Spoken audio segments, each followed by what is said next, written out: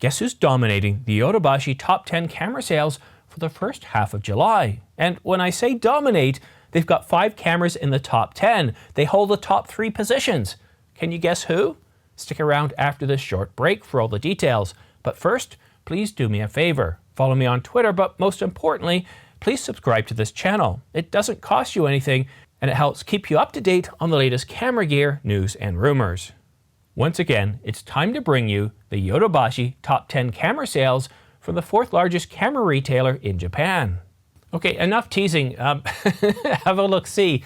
I mean, Sony is absolutely dominating the top 10, not just with 5 cameras in the top 10, but the number 1 spot with a Sony a7 IV, a camera that was released, well, about a year and a half ago now.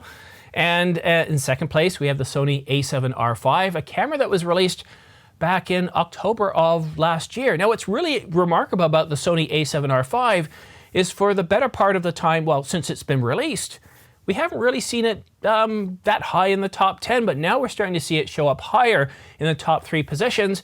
And then in third place, we have the Sony a7 IV. Again, it's the kit version. That's why we see it in 2 places. So the a7 IV is just selling very, very well. To actually have 2 different SKUs in the top 3, just think about that for a moment. That is pretty impressive.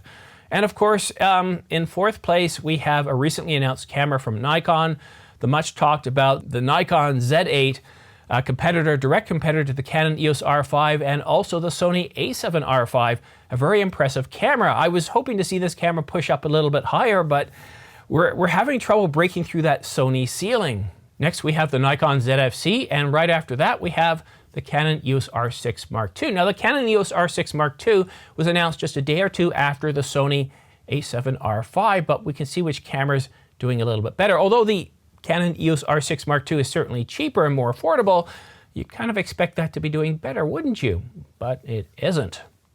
In 8th place, we have the Canon EOS R50. I'm pretty impressed with this camera.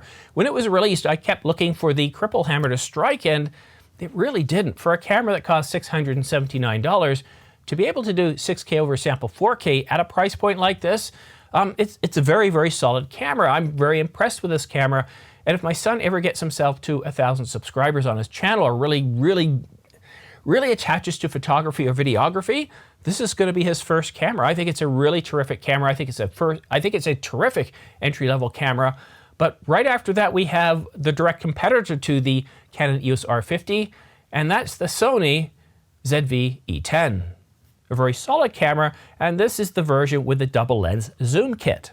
And then to round off 10th place, we have the last Sony, the a6400.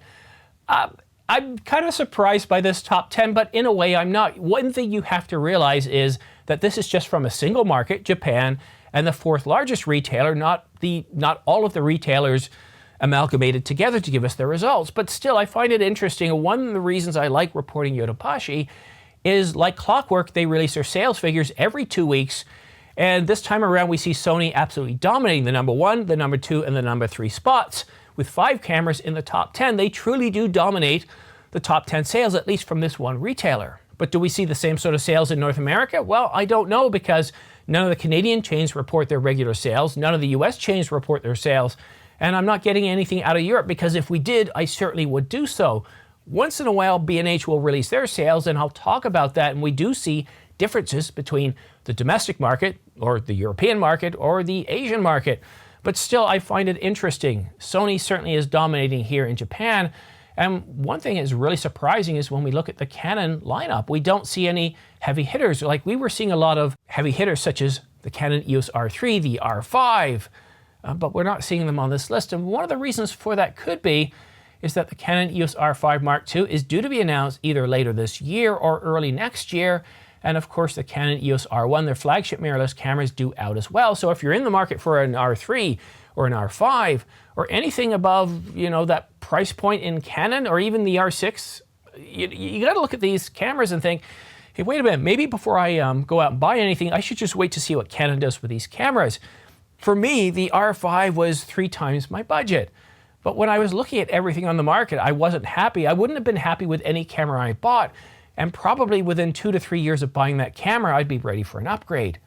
Whereas with the R5, when I bought that, boy, was I in for a learning curve. I didn't truly understand how to shoot video for a good 8 months with a camera, and even now I'm still learning new techniques using the calibrate, color grading swatches, I guess. That's a painting term. I don't have the vocabulary for it, but it allows you to color balance. It allows you to get the right intensity of the colors, the right saturation, the right hue for your scene, saving you an awful lot of time when you've got those clips that you just can't get right. Using a calibrate color swatch really makes a huge difference. But I'm still learning. But I look at the purchase of the R5 and I don't see myself needing to upgrade it. I will buy another camera because I need a second camera, and one of them is going to be the R5 Mark II, and the other one will be the R1.